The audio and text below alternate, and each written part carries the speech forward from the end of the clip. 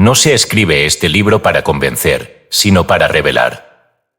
Lo que aquí se dice no necesita ser creído, porque ya ha sido vivido en algún rincón del alma. Este no es un libro que se lee, es un libro que recuerda. Porque hay cosas que no se aprenden, se despiertan. Mucho antes de que se pronunciara la primera palabra del Génesis, ya existía la palabra. Y no era una palabra hablada, sino escrita en el fuego del silencio absoluto. El tiempo, tal como lo conocemos, es apenas una sombra del eterno presente que sostiene toda creación. En ese lugar sin lugar, donde el lenguaje se curva para abrazar lo inexpresable, y el pensamiento es apenas un eco del conocimiento divino, habita lo que las antiguas lenguas nombraron como Akasa. Akasa no es un espacio, ni un libro, ni una metáfora. Es la sustancia misma de la conciencia divina, el cuerpo invisible de la memoria de Dios. Cada cosa que fue, que es, o que podría ser, está ahí. No como información muerta, sino como vida latente, vibrante, respirando en la eternidad. Los sabios de Oriente lo intuyeron, los profetas lo vislumbraron, y los místicos lo tocaron con la punta del alma. Lo que ellos llamaban el Akasa, los antiguos hebreos lo insinuaban en el Sefer, el libro sellado de lo alto, aquel que solo el Cordero podía abrir. Y el cristianismo primitivo, en sus formas más puras, lo conoció como la palabra viviente que mora en el corazón del hombre. Pero esta memoria divina no es propiedad de ninguna religión. No pertenece a una doctrina, sino a una realidad ontológica que trasciende todo dogma. La herejía que nos enseñaron a temer es, en verdad, la forma más pura de fidelidad a un Dios que lo creó todo, incluso aquello que el hombre teme por no entenderlo. Porque si algo existe, es porque en algún plano glorifica al Creador. No hay ideas peligrosas para el Eterno, solo corazones dormidos que olvidaron cómo ver. La tradición judía, en sus niveles más elevados, habla de un libro en el cielo donde todo está escrito. No como sentencia, sino como reflejo de una conciencia superior. En el Zohar, se afirma que cada alma emite una luz única que deja un trazo en los mundos superiores. Cada acción, pensamiento y deseo es una palabra inscripta en el gran libro de la creación. Y si el mundo fue creado mediante las letras del alfabeto hebreo, como enseña el Sefer Yetzirah, entonces cada alma es una frase viviente de esa lengua secreta, cuya interpretación no termina jamás. El cristianismo, por su parte, ha encerrado estas ideas en símbolos, liturgias y metáforas, sin comprender del todo que Cristo mismo no solo fue el Verbo hecho carne, sino también el registro hecho cuerpo. En él, toda la historia del alma humana fue vivida, transmutada y redimida. Su vida no fue solo un evento, fue una lectura viviente de los registros acásicos colectivos. En él se abrió el archivo del alma de la humanidad y, al hacerlo, se nos devolvió la posibilidad de recordar quiénes somos más allá del velo. Este libro no intenta forzar la unión entre la mística judía y la gnosis cristiana. Simplemente revela que dicha unión ya existe, y que fue el miedo humano el que la fragmentó. Lo que llamamos herejía fue, en realidad, el intento de conservar una verdad demasiado grande para las jaulas de la teología. Porque si el Verbo está en todas partes, también lo está en los lugares que los hombres llamaron prohibidos. Los registros acásicos, desde esta visión, no son un archivo del pasado ni una base de datos espiritual.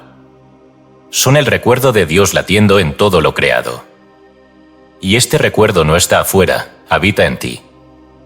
No necesitas que alguien lo lea por ti, porque tú mismo lo escribes a cada instante con tus actos, tus pensamientos, tu aliento.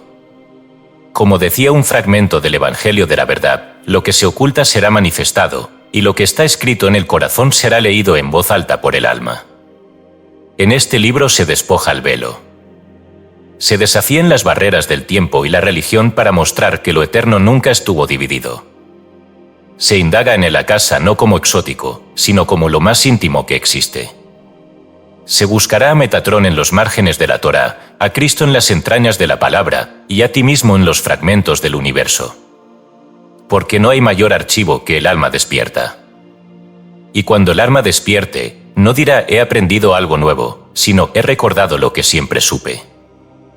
La memoria de Dios, el registro divino del alma. Escrito y publicado por escucha tu subconsciente. todos los derechos reservados. Hemos notado que más del 80% que visitan nuestro canal no está suscrito. Puede apoyar este proyecto presionando el botón de suscribirse y dándole me gusta al vídeo. Gracias por inspirarnos en seguir creando más y mejor contenido para ti. ¿Estás listo para transformar tu vida? Capítulo 1. El susurro eterno del éter, una revelación que no contradice, sino que completa.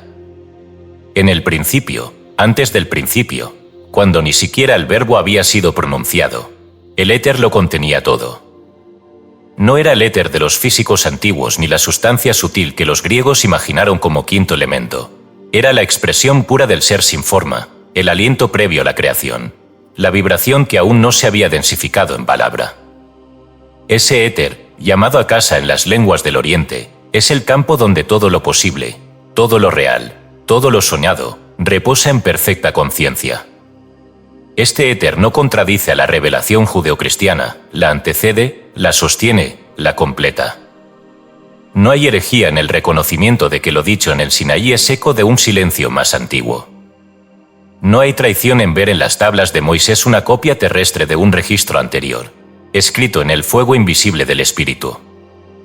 No hay contradicción entre la casa y el Espíritu Santo, porque ambos son modos en que la divinidad se manifiesta en lo invisible. En el Midrash Tanjuma, se dice que Dios contempló la Torá antes de crear el mundo y con ella trazó el universo. Pero esa Torá, según los sabios, no era aún un texto, era fuego negro sobre fuego blanco. Era una emanación vibratoria, no un conjunto de letras. Era, en otras palabras, a casa. El texto visible vendría después. El éter que todo lo recuerda no es un archivo frío, sino un susurro viviente que atraviesa eras y almas. Es el susurro que sintió Elías en el monte Horeb, cuando no encontró a Dios ni en el trueno ni en el terremoto, sino en un murmullo apacible y delicado, un Reyes 7 y 12. Ese susurro es la forma en que el éter se hace lenguaje. No grita, no impone, no codifica. Susurra. Y el alma que aún recuerda cómo escuchar, lo reconoce. Los místicos hebreos enseñan que cada letra hebrea no solo tiene forma, sonido y número, sino alma. Cada letra vibra con una frecuencia que conecta los mundos superiores e inferiores. Y si el universo fue creado a través de esas letras, entonces el Akasa puede verse como el espacio donde esas letras viven antes de ser pronunciadas. Antes de decir Yeyor, hágase la luz ya era. Y lo que ya era es lo que vive en el campo acásico. En el Zohar, se menciona que la luz primigenia no fue la luz del sol, sino una luz espiritual que iluminaba todo de un extremo al otro del universo. Esta luz, llamada Orar Anuz, fue escondida, reservada para los justos. ¿Pero dónde fue escondida? En el alma. Y en el Akasa. Porque la Akasa es también luz oculta, memoria vibrante, conciencia no manifestada. Cuando el cristianismo habla del verbo que estaba con Dios y que era Dios, está hablando del principio creativo que precede al mundo. Pero ese verbo no es solo palabra. Es registro. El Logos no es únicamente la causa del cosmos, sino también su testigo. En él está la memoria viva de todo lo que fue, es y será. En su vibración está la forma original de todas las cosas. Así, el verbo es Akasa encarnado. Jacob Boehme, el zapatero místico de Gorliz, escribía que todo lo visible es un reflejo de lo invisible, y que el alma podía contemplar el espejo mágico donde Dios había inscrito el destino de todas las criaturas. Ese espejo no es otro que el Akasa. Lo que Boehme llamaba el principio de la sabiduría es el mismo susurro que atraviesa los siglos y que ninguna religión posee en exclusividad. Por eso este libro no pretende enfrentar credos ni reconciliarlos artificialmente. Su propósito es más antiguo, revelar que antes de la religión hubo experiencia, y antes de la experiencia, recuerdo. El Akasa es ese recuerdo original. No una idea, no una técnica espiritual, no un dogma oculto. Es la sustancia de lo que permanece. Y el alma que lo escucha, aún en medio del ruido de los siglos, sabe que no está aprendiendo algo nuevo. Sabe que ese susurro no viene de fuera. Viene de dentro. Y, al mismo tiempo, de más allá de todo. Es como una llama encendida en una biblioteca de viento, donde cada página es un suspiro divino. En el Evangelio de la Verdad, uno de los textos gnósticos hallados en Nag Hammadi, se afirma: el olvido no vino del Padre, aunque vino por causa de él. Lo que ha olvidado volverá a recordar. El olvido es la caída. El recuerdo, la redención. Y recordar no es hacer memoria del pasado, sino reencontrar lo eterno.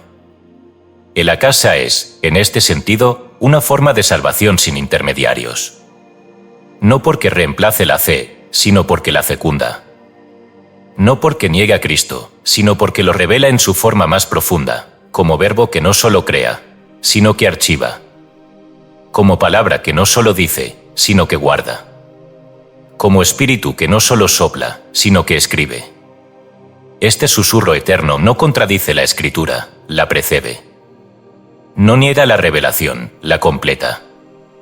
No destruye la religión, la purifica de sus miedos.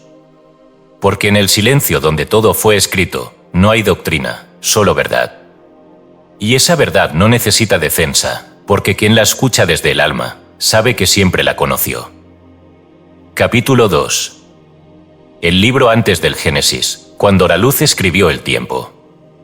No hay principios sin una antesala, ni creación sin un acto oculto que la preceda. Lo visible brota de lo invisible, y lo narrado, de lo que jamás ha sido contado. Antes del Bereshit, antes del primer versículo que inaugura la Torá, antes incluso de que el verbo crear fuera pronunciado, hubo un libro que no se escribió con tinta ni fue compuesto con letras, sino que se grabó en la sustancia misma de la luz. Ese libro no aparece en ninguna biblioteca, y sin embargo contiene todas. Vive antes del tiempo, pero se manifiesta en cada instante. Es anterior a Adán, pero está inscrito en cada célula de su descendencia. Los sabios antiguos lo intuyeron, los ángeles lo resguardaron. En la tradición judía se alude a él como el Sefer HaChaim, el libro de la vida. Pero lo que se ha perdido es que ese libro existía incluso antes de que la vida fuera nombrada. Cuando el Zohar enseña que la Torá precedió al mundo por 2000 años, no habla de años cronológicos. Habla de estados de conciencia, de ciclos espirituales en los que la palabra aún no se había pronunciado, pero ya palpitaba en la eternidad. Aquella Torá no estaba escrita en papiro ni en pergamino, era energía pura, pensamiento divino sin forma. Era la Toure Keduma, la Torá primordial que brillaba en el seno de Ein Sof, la divinidad sin límites. ¿Puede un libro existir antes del tiempo? ¿Puede la memoria preceder a la experiencia? Desde la perspectiva de la casa, no solo es posible, es inevitable.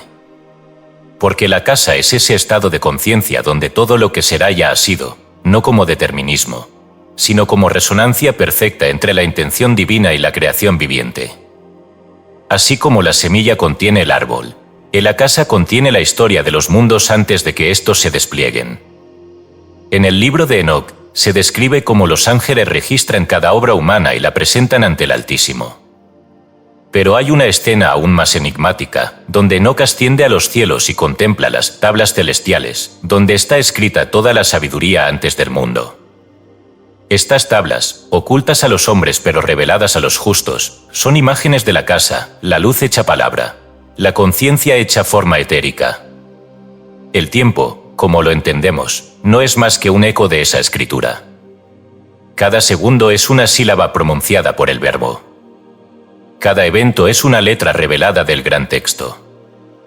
Lo que llamamos destino es solo una lectura parcial de lo que ya fue escrito en la luz. No hay futuro que no haya sido insinuado, ni pasado que no esté vivo en el presente. El Akasha no recuerda, es el recuerdo. El sabio alemán Meister Eckhart enseñaba que Dios está creando el mundo ahora mismo, y lo está haciendo de forma eterna. Esta afirmación, que desafía el sentido común, cobra sentido si entendemos que la creación no es un acto pasado, sino un proceso continuo cuya fuente está fuera del tiempo. En ese sentido, el Génesis no ocurrió, está ocurriendo. Y el libro anterior al Génesis es el campo acásico donde ese acto se proyecta eternamente. El Talmud nos cuenta que Dios consultó la Torá antes de crear el mundo, como un arquitecto consulta los planos antes de edificar. ¿Pero qué es esa Torá sino el registro eterno de lo que ha de manifestarse? ¿Y quién escribió ese plano sino el mismo Dios que habita más allá de las letras? Aquí, el lenguaje humano se rompe y solo el símbolo queda. No hubo un acto de escritura, hubo una emanación. No hubo un texto, hubo una vibración. En la tradición cristiana, el Logos es ese plano divino. San Juan no inicia su evangelio con una genealogía, sino con una declaración metafísica. En el principio era el Verbo. Pero el Verbo no es solo la palabra, es el patrón, el diseño, el registro. Cristo no es solo el Salvador, es el archivo vivo de la creación. En él están todas las cosas, no solo porque las contiene, sino porque las recuerda desde la eternidad. Y si en el todo fue creado, como afirma Pablo en Colosenses, entonces en él también está el libro anterior al tiempo. Un libro que no está escrito con tinta, sino con conciencia. Un libro que no se lee con los ojos, sino con el alma. Un libro que no se encuentra en una biblioteca, sino en la vibración silenciosa del corazón que ha dejado de buscar para empezar a recordar. Por eso, cuando accedemos a los registros acásicos, no estamos haciendo magia ni profecía. Estamos leyendo un fragmento del diseño original, un trazo de la luz antes de que el tiempo la empañara. No hay pecado en este acto, porque recordar no es rebelión. Rebelión es el olvido. La verdadera herejía es vivir desconectado de lo que el alma ya sabe. En la Pistis Sophia, uno de los evangelios gnósticos más enigmáticos, Cristo enseña que existen libros vivientes donde se encuentran los misterios de cada alma.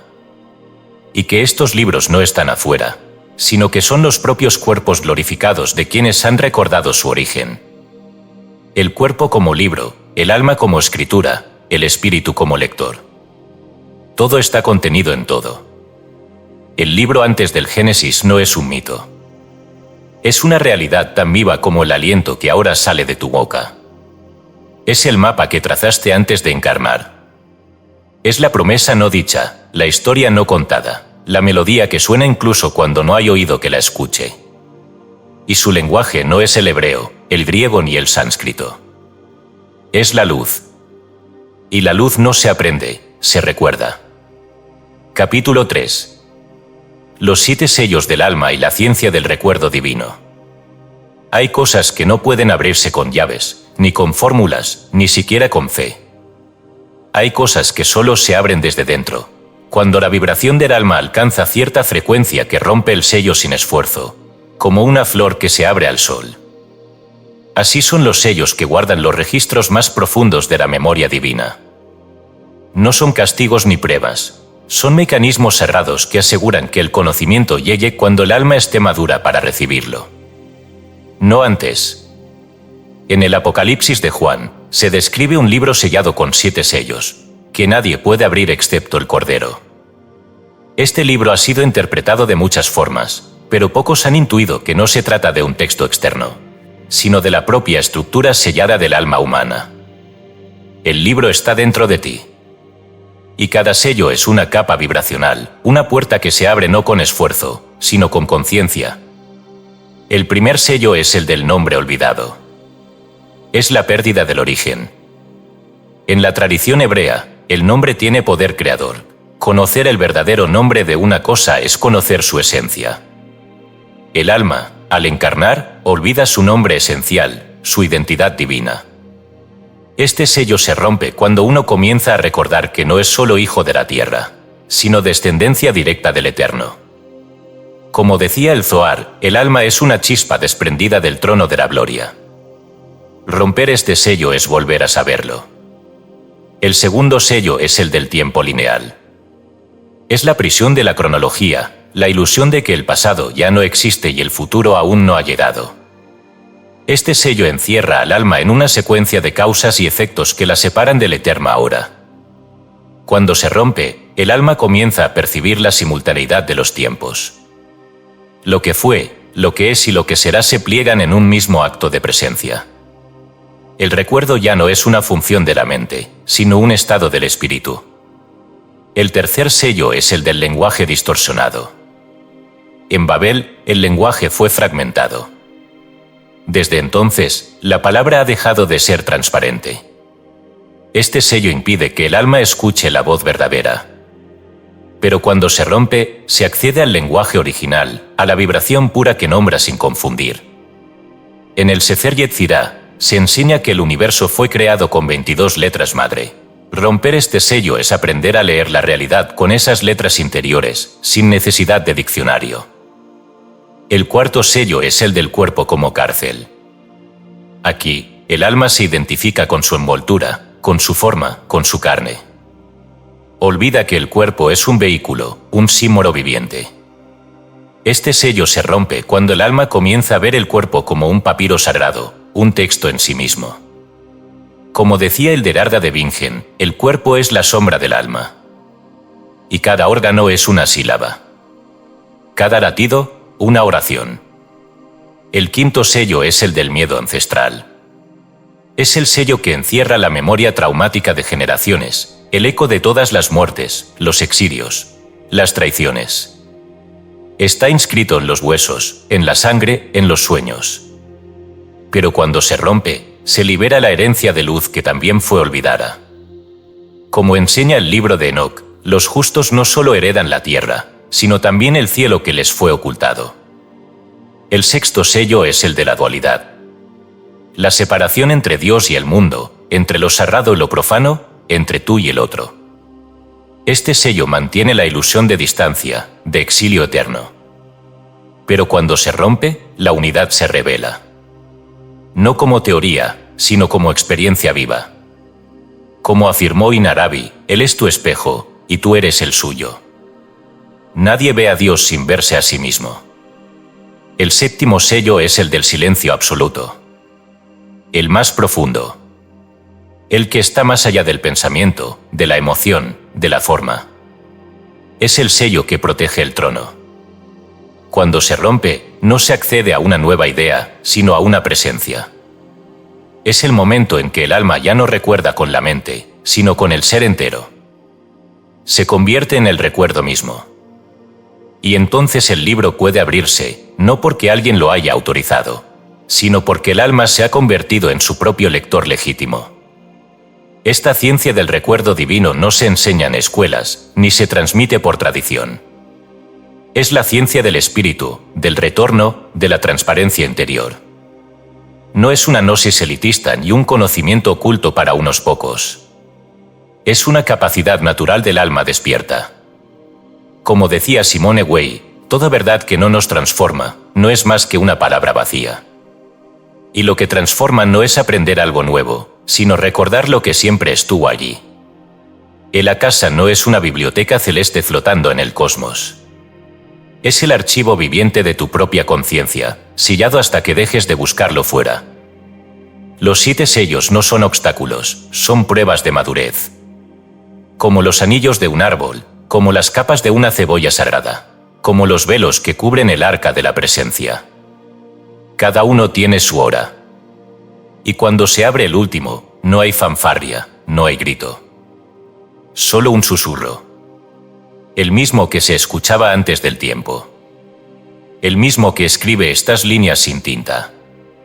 Porque todo ya fue dicho. Solo resta recordar. Capítulo 4.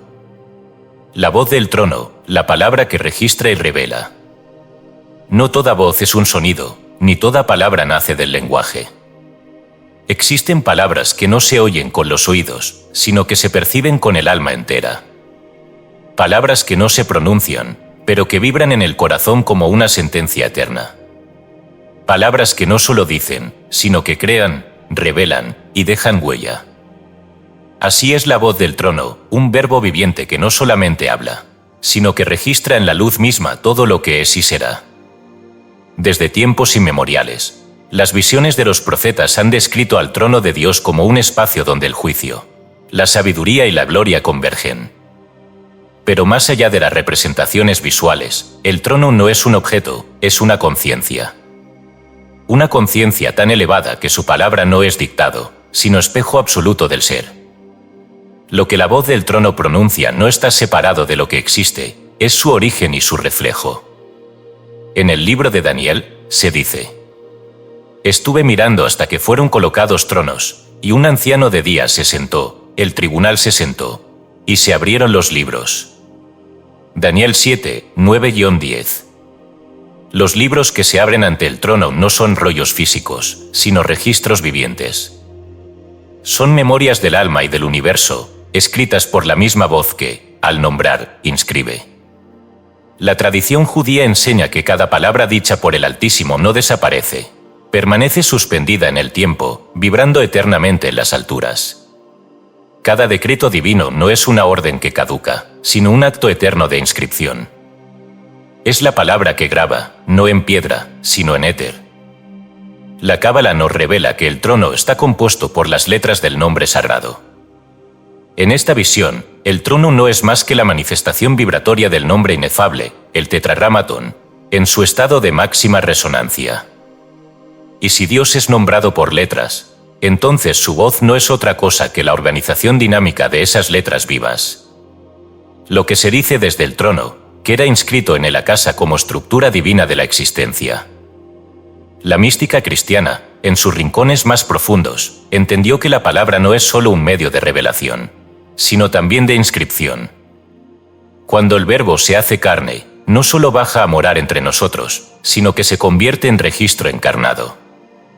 Cristo no solo habla la voluntad del Padre, la registra con su vida, la graba en el tejido mismo de la creación. Cada milagro, cada acto, cada silencio suyo es una línea escrita con sangre luminosa en el libro eterno del alma humana.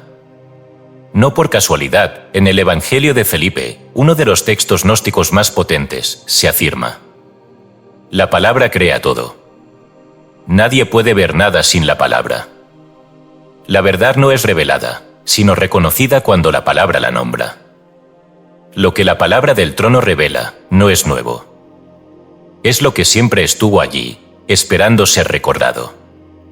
La voz no impone verdad, la despierta. Como cuando Jesús, en el Evangelio según Lucas, lee en la sinagoga un pasaje de Isaías y dice: hoy se ha cumplido esta escritura delante de vosotros. En ese acto, no solo proclama, revela y registra simultáneamente. La palabra no viaja en una sola dirección, viene y va. Se pronuncia y se imprime. Se escucha y se graba. Los antiguos sabios del desierto, tanto judíos como cristianos, sabían que el acto de hablar desde la pureza era un acto sagrado. Lo que se dice desde el corazón limpio no desaparece, queda suspendido en el espacio sutil como testimonio. Esta es la ciencia espiritual de la casa, todo verbo puro deja huella. No existe palabra neutra. O eleva o enturbia. O inscribe luz o proyecta sombra. Por eso, los místicos temían más a la palabra vana que al pecado mismo. Porque lo dicho en desconexión no solo desinforma, sino que desordena la armonía del registro universal. Escribir en el éter no es privilegio divino, es una facultad humana olvidada. Cada palabra que decimos, con intención, emoción y vibración, deja un trazo, una firma, una onda en la sustancia sutil del universo. Rudolf Steiner describía los registros acásicos como una cronología espiritual donde las acciones, pensamientos y sentimientos quedan impresos como configuraciones anímicas. Pero agregaba que no se trata de un archivo externo, sino de una facultad interior del alma despierta que ha aprendido a leer en los ritmos de la luz. La voz del trono, entonces, no está reservada a un cielo distante. Está resonando dentro de ti, en cada palabra verdadera que te atraviesa, en cada silencio que contiene un universo. Cuando te alineas con tu palabra interna, no solo te revelas, te inscribes. Te haces parte del libro vivo, del archivo divino que no espera eruditos, sino corazones encendidos. Como dijo Eliphas Levi: quien conoce el poder del verbo, conoce el arte de crear, destruir y renacer. Y en ese arte, el trono no está en lo alto, sino en el centro. No es una silla donde alguien se sienta, sino el espacio donde tu voz y la de Dios se confunden hasta volverse una sola. Una voz que al hablar, recuerda. y al recordar, revela lo que siempre fue. Capítulo 5. El árbol del conocimiento, Akasa y la sabiduría prohibida del Edén. En el centro del Edén no había un fruto, sino un código. No un simple árbol, sino un portal. El árbol del conocimiento del bien y del mal no fue jamás un castigo oculto ni una trampa divina, fue un umbral. Lo prohibido no era el saber, sino el acceso prematuro al saber sin la madurez espiritual para sostenerlo. Porque el conocimiento sin conciencia no ilumina, fractura. Y sin embargo, ese árbol continúa latiendo en cada uno, como la memoria dormida de lo eterno. En la narrativa bíblica, el árbol del conocimiento ha sido por siglos símbolo del pecado original, de la desobediencia, de la caída.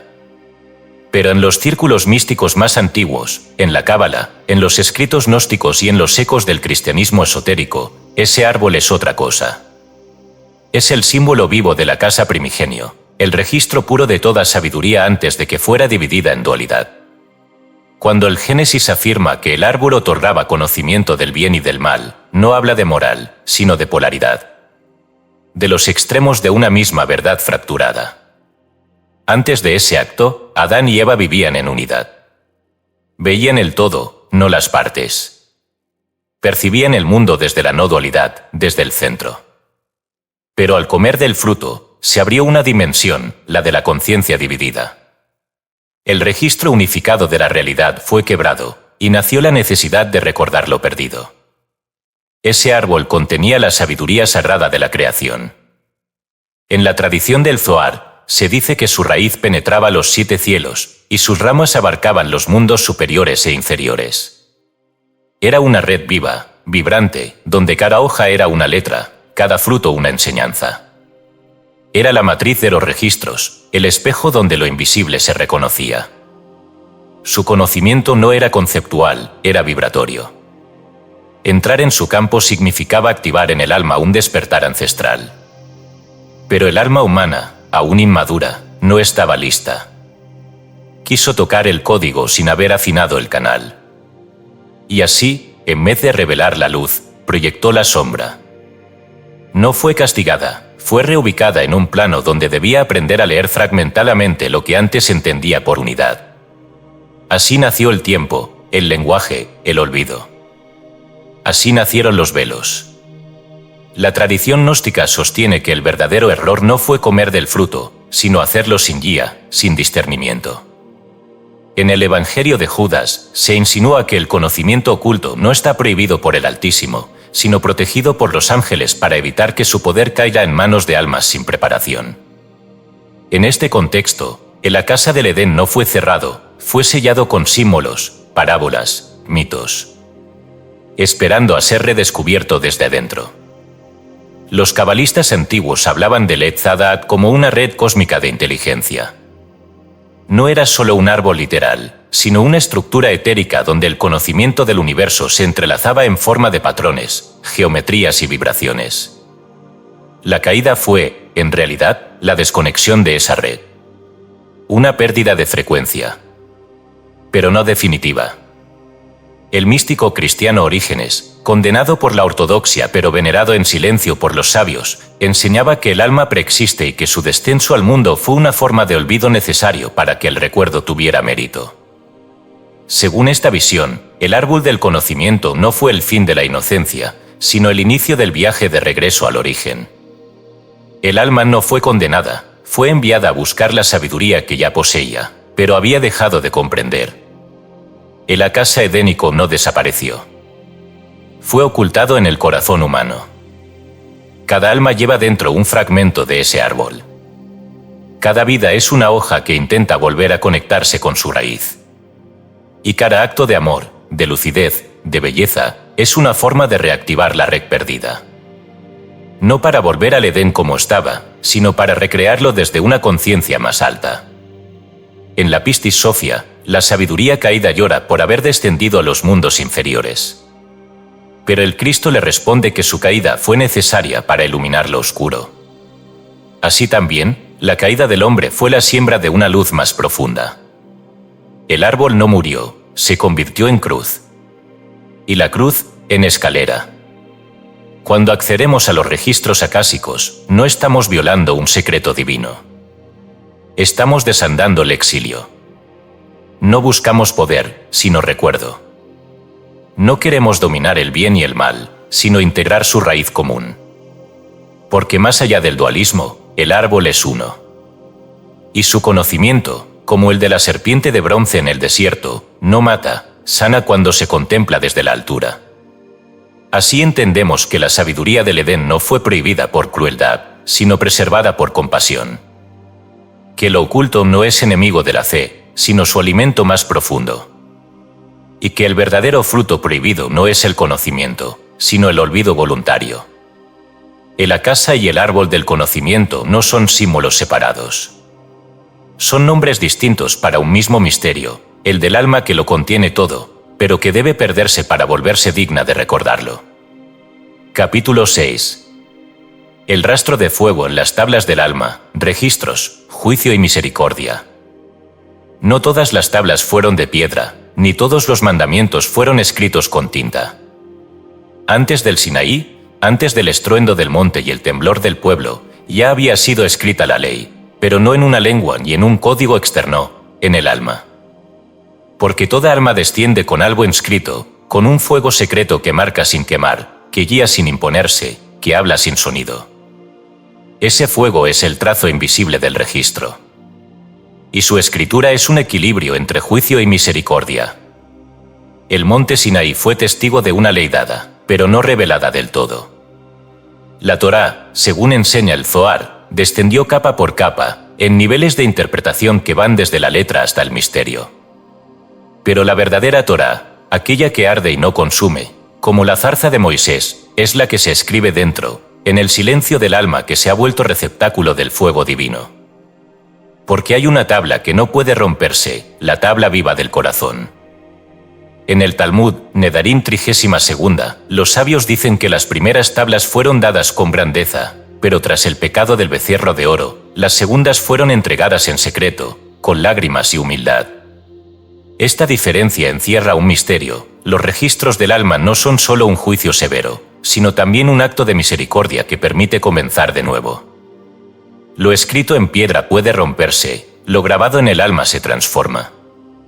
El acasa no es un tribunal frío. No es un archivo mecánico donde cada error es una sentencia. Es más bien un campo de resonancia donde cada pensamiento, acción o emoción queda inscrito como vibración, no como castigo. Cada gesto deja un rastro, como una chispa que atraviesa la oscuridad y permanece. Esa chispa no condena, espera. No acusa, revela. No encierra, recuerda. Las antiguas enseñanzas judías sobre el Sefer Zikaron, el libro de la memoria, afirman que Dios guarda el recuerdo de los actos justos no como una contabilidad, sino como un perfume que sube desde la tierra al cielo. El acto humano, cuando es verdadero, queda suspendido en el acasa como una fragancia que nunca se disipa. En Malachí 3:16 se dice: Entonces los que temían al Señor hablaron cada uno a su compañero, y el Señor escuchó y oyó, y fue escrito un libro de memoria delante de él para los que temen al Señor y honran su nombre. Pero ese libro no está en el cielo, está en ti. Cada palabra que brota desde el alma alineada con el bien eterno se imprime en las tablas internas del ser, como una inscripción de fuego que no puede ser borrada por el tiempo ni por la muerte. El alma lleva sus propios rollos, sus propios manuscritos ocultos. No necesita que otros lean por ella lo que está escrito con su aliento. Rudolf Steiner enseñaba que el karma no es una ley de castigo, sino un principio de equilibrio inscrito en el éter. El juicio, desde esta perspectiva, no es la condena del alma, sino su encuentro con la verdad que ella misma dejó registrada. La memoria acásica es imparcial, pero no es impasible. Es reflejo puro. Y en ese reflejo, el alma ve no solo lo que ha hecho, sino lo que ha sido capaz de amar, de redimir, de sanar. Los escritos gnósticos también comprenden esta dinámica. En el apócrifo de Juan, se describe cómo cada alma, al pasar por los cielos, se encuentra con seres que le muestran sus actos, no para juzgarla, sino para ayudarla a recordar. Porque recordar no es repetir el pasado, sino sanar la raíz desde donde el pasado aún canta. No hay registro sin juicio, pero tampoco hay juicio sin misericordia. Ambos son dos columnas del mismo templo. Como enseña la Cábala, el árbol de la vida tiene dos pilares: Geburá, la fuerza, el juicio, y Gesed, la compasión. Y el equilibrio entre ellos se da en Tiferet, la belleza. Esa belleza es la justicia que no destruye, la memoria que no esclaviza, la ley que no condena. Cuando el alma accede a sus propios registros, no encuentra solamente cuentas pendientes. Encuentra caminos abiertos, dones dormidos, contratos cerrados, heridas heredadas, pactos olvidados. Todo está ahí. No para atormentar, sino para revelar el arte de vivir como un acto consciente de restauración divina. En la Pistis Sophia, el Cristo resucitado guía a las almas por las regiones celestes, mostrándoles cómo sus propias elecciones abren o cierran puertas. No les impone destino, les revela el mapa que ellas mismas han trazado. Y en ese mapa, la misericordia no es el perdón desde fuera, sino el acto de ver con claridad sin dejar de amar.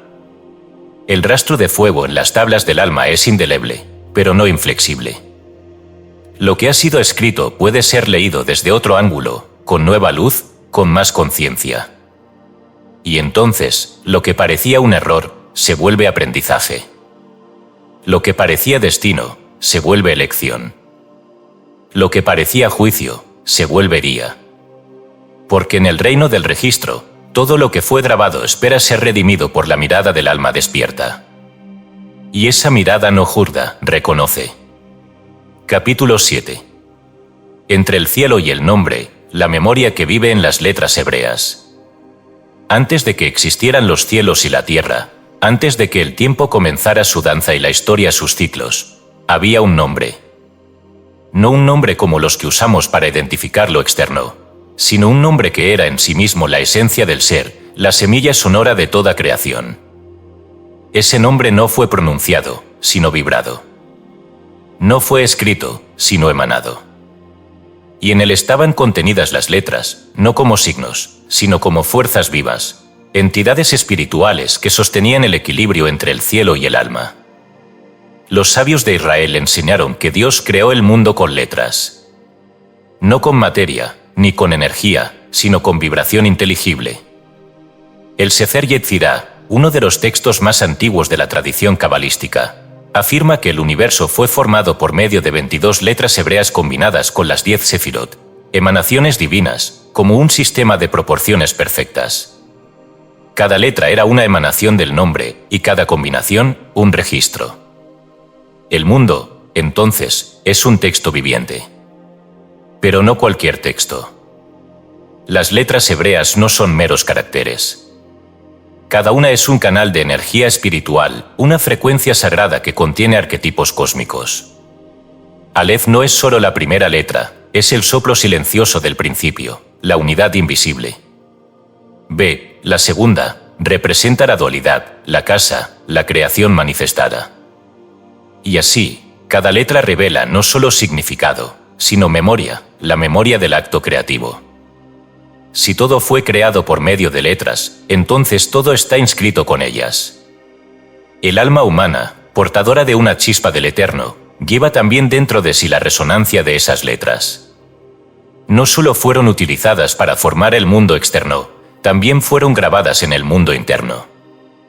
El alma es un manuscrito sellado con símbolos antiguos que susurra al corazón, no a la mente. En el Zohar, se cuenta que antes de la creación, las letras fueron una a una ante el Altísimo, pidiendo ser la elegida para comenzar la Torá. Fue la Bet quien recibió ese honor, porque representa Berajá, bendición. Pero detrás de ese relato se oculta un misterio profundo: las letras tienen conciencia. Son entidades angélicas, grabadores del registro divino. Quien accede a la casa en su forma más pura, no ve imágenes ni escenas, sino letras vivas que danzan, se combinan y revelan. Este lenguaje no se aprende, se recuerda. Porque está en nosotros desde siempre. El nombre inefable, el tetragrámaton, Yod-Heh-Vav-Heh, no es solo un nombre divino, es la fórmula vibratoria del ser humano en su estado divinizado. Yod, la chispa, la expansión, Vav, la unión, E final, la manifestación. Este nombre no puede ser pronunciado correctamente porque no está destinado a la boca, sino al alma. La tradición enseña que aquel que logra pronunciar este nombre desde la pureza total de conciencia, vuelve a conectar con la fuente y transforma la realidad. Pero más allá del mito, el poder del nombre está en su capacidad de recordar. Recordar de dónde venimos. Recordar que no fuimos hechos solo de carne, sino también de letra. Cristo, al decir yo soy el alfa y la omega, tomando la primera y la última letra del alfabeto griego, no hacía un gesto poético, sino una declaración de registro cósmico. Era la afirmación de que en él se contenía el principio y el fin, el primer trazo y el último. Si hubiese hablado en hebreo, habría dicho, yo soy el Aleph y la Tab, la totalidad del lenguaje sagrado, el libro encarnado. Las letras hebreas, al ser contempladas en oración profunda o en visión, revelan senderos ocultos. Se transforman en llaves que abren dimensiones, en pasajes del alma hacia su origen. Son, en sí mismas, puentes entre el cielo y la tierra. Cada letra es un ángel. Cada palabra hebrea auténtica, una fórmula. Cada combinación, una geometría que recuerda al alma su verdadera arquitectura. La memoria no se limita al pasado. En el Akasha, recordar es activarse. Y las letras hebreas son activadores eternos de ese recuerdo. No se necesitan años de estudio para acceder a su misterio, aunque el estudio sea noble. Se necesita receptividad del alma, humildad, y el anhelo ardiente de recordar el nombre que alguna vez fue pronunciado dentro de ti, antes de nacer, cuando aún flotabas en la matriz de la luz. El sabio Abulafia decía que meditar en las letras era más que rezar, era reencontrarse con la chispa perdida. En sus prácticas de permutación, las letras giraban, se mezclaban, se revelaban. No como una técnica mística, sino como un acto de restitución. Cada permutación era una reconfiguración del alma, un acto de reconstrucción del recuerdo perdido. La memoria que vive en las letras hebreas no es exclusiva de una tradición. Es un idioma del espíritu. Quien lo recuerda, lo traduce en amor, en sabiduría, en silencio.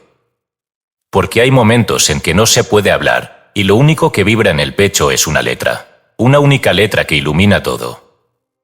Tal vez por eso el Salmo 119 está compuesto de estrofas que siguen el orden del alfabeto hebreo. Porque el salmista sabía que la alabanza más profunda no está en el contenido, sino en el sonido del nombre escondido en las letras. Y quizás el Akasha, en su forma más pura, no sea otra cosa que la combinación perfecta y eterna de esas letras vivas que, desde el corazón del Eterno, aún escriben tu historia. Capítulo 8. El ángel y la pluma, Metatrón, escriba del Eterno y guardián del libro vivo. No todos los ángeles anuncian, algunos escriben. No todos los mensajeros portan trompetas, algunos portan plumas de fuego. Entre las innumerables entidades celestiales descritas en las escrituras antiguas, hay uno que no desciende con noticias, sino con registros, no impone juicio, sino revela archivo. Ese es Metatrón, el escriba del Eterno, el guardián del libro vivo, el ángel que no habla por Dios, sino que anota lo que Dios observa en silencio. La figura de Metatrón, relegada al margen de la teología oficial, es sin embargo uno de los secretos más poderosos del pensamiento místico judío y de la tradición esotérica universal. Según el Talmud, Sanedrín 38b, es el único ángel que se sienta en el cielo, un privilegio reservado únicamente al Altísimo. Pero él no se sienta por autoridad, se sienta porque escribe. En los textos apócrifos como el 3 Enoc, se dice que Metatrón fue una vez el patriarca Enoc, el que caminó con Dios, y que fue transformado en ángel y elevado a un rango más alto que todos los demás seres celestiales. Fue entronizado y se le dio una misión, escribir todo lo que sucede en los cielos y en la tierra. Así, Metatrón se convierte en la personificación de la casa, el escribano eterno que registra los movimientos del alma, los impulsos del corazón, los gestos secretos del espíritu. No se trata de un archivo frío ni de una vigilancia mecánica. La pluma de Metatrón no traza líneas con tinta, sino con luz. Cada vez que una acción es realizada con pureza, cada vez que una emoción se eleva por encima de su forma, cada vez que el alma recuerda, Metatrón escribe. Y lo que escribe no es información, es vibración codificada. Es la historia de la conciencia recorriendo su laberinto. Su nombre mismo es un misterio. Algunos lo vinculan al griego Metatronos, el que está detrás del trono. Otros lo asocian a raíces hebreas que significan guía o medidor. Pero más allá del origen etimológico, Metatrón es la memoria del trono, el que resguarda el equilibrio entre misericordia y juicio, el que transforma cada acto humano en letra eterna. Si Dios es el verbo, Metatrón es el escriba de ese verbo en la sustancia del mundo. En la Cábala, se le conoce también como Sarapanim, el príncipe de las presencias, y como Malahabrit, el ángel del pacto. Se dice que es el que reveló la sabiduría al profeta Moisés en el desierto y que guía a los justos por caminos secretos. Algunos textos lo muestran como una columna de fuego que desciende en visiones estáticas, revelando combinaciones erradas de letras que desatan el alma de sus límites. El místico Abulacia afirmaba que la visión de Metatrón no es externa, sino interna. Es la manifestación del recuerdo perfecto dentro del alma. Ver a Metatrón es ver la memoria de Dios escrita en uno mismo. Es comprender que todo lo vivido, lo sentido, lo temido y lo amado, ha sido notado no como condena, sino como diseño. Y que nada, absolutamente nada, se pierde. Todo tiene eco. La tradición cristiana, aunque no menciona directamente a Metatrón, sugiere su arquetipo en la figura del ángel del libro del Apocalipsis. Vi otro ángel fuerte descender del cielo, envuelto en una nube, con el arco iris sobre su cabeza, y tenía en su mano un librito abierto. Apocalipsis 10, 1-2. Ese ángel es descrito con atributos que evocan poder, revelación y testimonio. Y el librito que porta no es un mensaje cualquiera, es el libro donde se inscriben los nombres, los destinos, las revelaciones. Es el libro de cada alma que se atreve a vivir desde la verdad. Ese libro no pertenece a un solo ángel ni a una sola tradición. Es el Akasha desplegado. Acceder a los registros no es invocar al ángel como si fuera una entidad externa, sino permitir que el alma sintonice con la vibración de la pluma que nunca ha dejado de escribir. Cuando meditamos, cuando descendemos al silencio donde no hay deseo ni pregunta, ahí aparece el susurro de Metatrón, y se siente como un eco del propio ser que dice: todo ha sido registrado, todo tiene sentido, todo te conduce de vuelta. Él no impone caminos, pero los revela. No dicta sentencias, pero muestra las causas. No te guía con palabras, sino con trazos que aparecen en la conciencia cuando estás listo para leerlos. Es el ángel que guarda lo que has sido y lo que serás. El puente entre tu alma y el archivo del cosmos. La memoria que no se olvida. En los textos místicos del Ecalot, se dice que Metatrón tiene 365.000 ojos y que cada ojo es una visión, una percepción, un punto de registro. No es omnisciencia en el sentido humano, sino la conciencia de que todo acto resuena eternamente en el cuerpo vibracional del universo. Nada se borra, nada se desperdicia. Incluso el error tiene su lugar en el gran diseño. Porque todo es registro. Y si algún día el alma pregunta por qué ha vivido lo que vivió, por qué sufrió, por qué perdió, por qué olvidó, Metatrón no responderá con palabras, sino con escritura. Le mostrará el libro vivo, y cada línea brillará con el fuego de la comprensión. Entonces, el alma no se juzgará, se abrazará. Y entenderá que nunca estuvo sola. Que todo fue visto. Que todo fue anotado con amor. Capítulo 9. El silencio que graba, la cámara del vacío y la escritura divina del no hacer. Hay sonidos que revelan, pero hay silencios que escriben. Hay palabras que nombran, pero hay vacíos que inscriben la memoria sin pronunciar nada. En los registros más profundos del alma, no se escucha un discurso ni se ve un texto. Se siente una quietud que contiene todos los nombres, todos los actos, todos los destinos. Es el silencio anterior a la creación, el mismo que envolvía al Ein Sof antes de que se manifestara en luz. Ese silencio no es ausencia, es plenitud no expresada. Y en ese silencio, se graba todo lo que fue, es y será. La Cábala enseña que antes de que el mundo fuera creado, existía el Ein Sof, el infinito, sin forma, sin nombre, sin límite.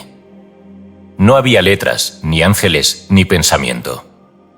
Solo una quietud absoluta que lo contenía todo en potencia. Pero esa quietud no era pasiva. Era vibración pura en estado de reposo, un vacío lleno de todo lo posible. En ese vacío ya estaba inscrita la totalidad del cosmos. No como forma, sino como conciencia. No como mapa, sino como fuego no encendido. La creación, según el Ari de Saz, no comienza con una explosión, sino con una contracción. Dios se retira para dejar un espacio. Este acto se llama Tzimtzum, la autolimitación de lo infinito para que algo más pueda ser. Pero ese retiro no es abandono. Es la primera inscripción. Es la huella silenciosa del acto divino que da lugar a la existencia.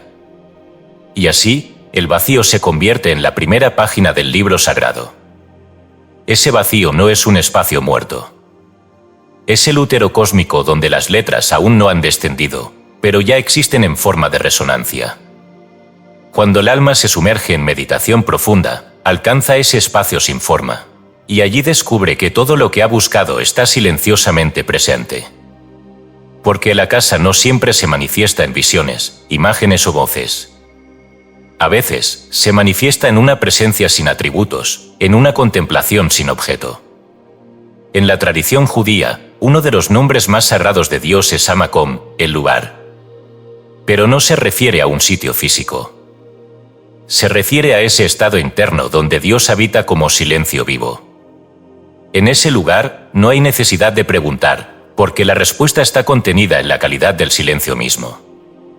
Allí no se accede al conocimiento haciendo. Se accede dejando de hacer. Se accede desde el bitul, el vaciamiento del yo. El místico cristiano Meister Eckhart lo expresó con crudeza. El hombre debe hacerse tan despojado de sí como era antes de existir. Solo entonces Dios puede actuar en él. Y en ese despojo, en esa renuncia al control, ocurre lo impensable, el alma comienza a ser escrita.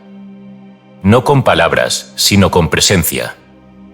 La escritura divina del no hacer no es una paradoja poética. Es una realidad espiritual. Cuando el alma deja de buscar, deja de controlar, deja de preguntar, el vacío comienza a trazar sobre ella los registros que estaban sellados.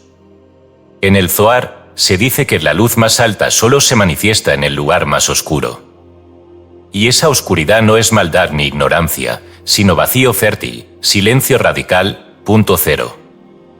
El alma que aprende a habitar ese silencio no se llena de información, se vuelve transparencia. Y la transparencia no necesita leer los registros, se convierte en el registro mismo. Este principio está también en los textos orientales, pero aparece de forma velada en los profetas. Cuando Elías busca a Dios en el viento, en el fuego y en el terremoto, no lo encuentra. Solo lo halla en un murmullo apacible, que en hebreo es kol de mamadaka, una voz de silencio tenue. Es ahí, en esa paradoja viva, donde el alma reconoce el sello del Eterno. La escritura del no hacer es activa. No es pasividad, sino receptividad sin interferencia. El alma no se desconecta, se sintoniza. Es como una tabla de cera que solo puede recibir la forma cuando está quieta, suave, dispuesta. El más leve movimiento mental impide que el grabado suceda. Pero cuando hay quietud absoluta, incluso por un instante, el trazo de Dios aparece sin mano visible. El misticismo hebreo también habla del Sevirat HaKelim, la ruptura de los recipientes. Cuando la luz divina descendió, los recipientes no pudieron sostenerla y estallaron. Pero este quiebre no fue un error, fue el origen de la memoria. Porque en cada fragmento roto quedó una chispa, una huella, un eco de la totalidad. Y el alma, en su silencio más profundo, puede recoger esas chispas sin esfuerzo. No haciendo, sino siendo. En la casa, cuando es leído desde el hacer, muestra símbolos, historias, datos. Pero cuando es leído desde el no hacer, revela la unidad detrás de todos los fragmentos. Ya no importa quién fuiste, qué hiciste, ni qué sabes. Solo importa que estás.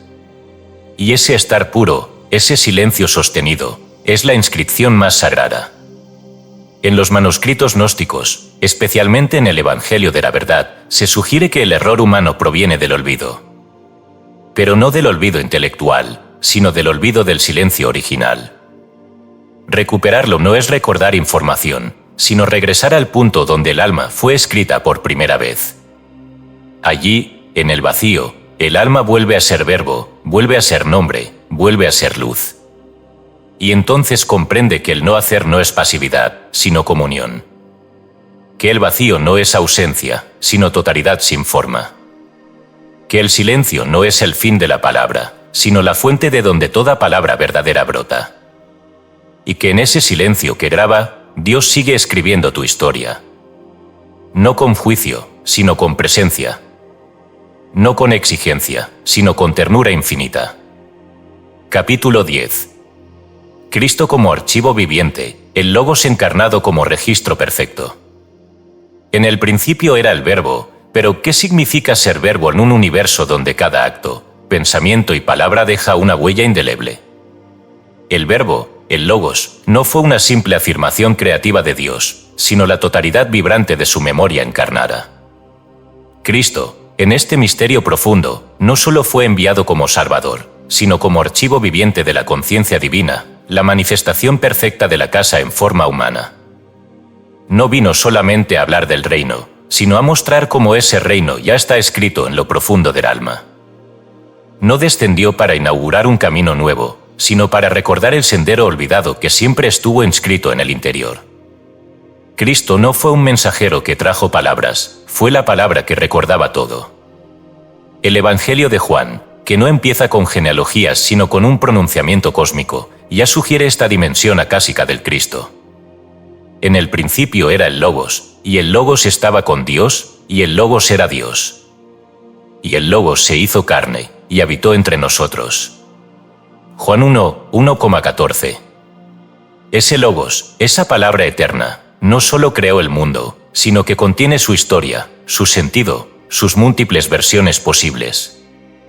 El Logos no es solo el principio estructurador del universo, es el registro vivo de todo lo que fue, es y será. Es el código fuente de lo manifestado. Y en Cristo, ese código se hizo visible.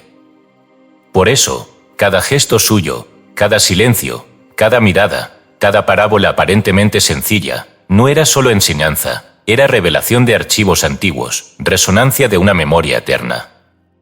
La mujer hemorroísa no solo fue sanada al tocar su manto, sino que reactivó en sí misma un recuerdo profundo, la certeza de que el alma contiene en sí la plenitud del reino. Cuando Cristo le dice, tu fe te ha salvado, no está premiando una creencia, sino reconociendo que ella activó el registro original de su ser. En la tradición gnóstica, Cristo no es un redentor externo que paga con su sangre, sino el reflejo del alma superior que desciende para despertar a la inferior. En textos como el Evangelio de Tomás, el Maestro dice, si sacas lo que está en ti, lo que saques te salvará. Si no lo sacas, lo que no saques te destruirá. Es decir, todo ya está dentro. Todo ya ha sido escrito. Cristo no trae un mensaje nuevo, sino que activa el recuerdo. Él mismo es el archivo, y al mismo tiempo, el lector del archivo. Cuando dice yo soy el camino, la verdad y la vida, no está excluyendo a otros, sino revelando que en él confluyen los senderos, las certezas y la continuidad de la existencia. La crucifixión, en esta visión, no es solo un acto redentor. Es la impresión del Logos sobre la carne, la inscripción del registro eterno sobre la historia humana. Cada herida es un sello. Cada gota de sangre, una palabra. Cada respiración en la cruz, una línea que restaura el contrato olvidado entre el hombre y su origen. En la mística hebrea, se enseña que el nombre de Dios no debe ser pronunciado en vano porque, al hacerlo, se convoca su esencia. Cuando Cristo pronuncia «Yo soy, ego eimi», no lo hace como afirmación personal, sino como resonancia directa del tetragramatón. Él es el «Yo soy» que habló desde la zarza, ahora encarnado. Él es la actualización consciente del registro divino, pronunciando su propio nombre desde el cuerpo humano. Por eso, cuando Jesús escribe en la tierra, en aquel enigmático episodio del Evangelio de Juan, donde una mujer adúltera es llevada ante él, no es una acción decorativa. Es la inscripción del juicio y la misericordia simultáneamente, en un lenguaje que no necesita explicación. Y por eso, ninguno de los acusadores puede sostener su condena, porque se enfrentan no a un argumento, sino a una verdad registrada que los desarma. Cristo es, entonces, la encarnación de la casa, no como archivo estático, sino como verbo activo, como luz que recuerda. Por eso dice, las palabras que os he hablado son espíritu y son vida. No son letras muertas, son registros vivos que resuenan en quienes tienen oídos para oír y alma para recibir. Pero este Logos no vive solo en los evangelios, ni se limita a una época. Vive aún.